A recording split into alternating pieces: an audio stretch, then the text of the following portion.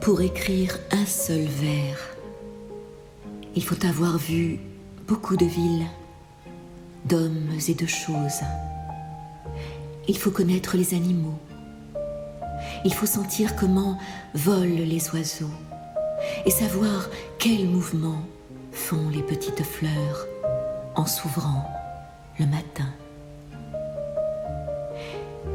Il faut pouvoir repenser à des chemins dans des régions inconnues, à des rencontres inattendues, à des départs que l'on voyait longtemps approcher, à des jours d'enfance dont le mystère ne s'est pas encore éclairci, à ses parents qu'il fallait qu'on froissât lorsqu'ils vous apportaient une joie et qu'on ne la comprenait pas.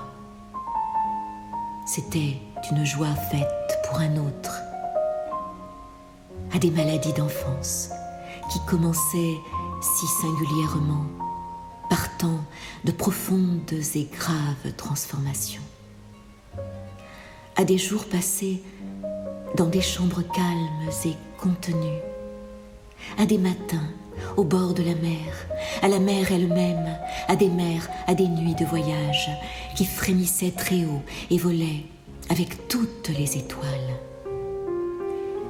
Et il ne suffit même pas de savoir penser à tout cela. Il faut avoir des souvenirs de beaucoup de nuits d'amour, dont aucune ne ressemblait à l'autre, de cris de femmes hurlant en mal d'enfants, et de légères, de blanches, de dormantes accouchées qui se refermaient. Il faut encore avoir été auprès de mourants, être resté assis auprès de morts, dans la chambre, avec la fenêtre ouverte, et les bruits qui venaient par à-coups. Et il ne suffit même pas d'avoir des souvenirs. Il faut savoir les oublier quand ils sont nombreux. Et il faut avoir la grande patience d'attendre qu'ils reviennent. Car les souvenirs ne sont pas encore cela.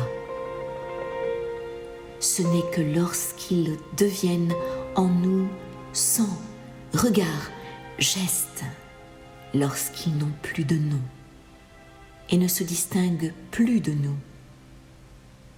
Ce n'est qu'alors qu'il peut arriver qu'en une heure très rare, du milieu d'eux, se lève le premier mot d'un vers.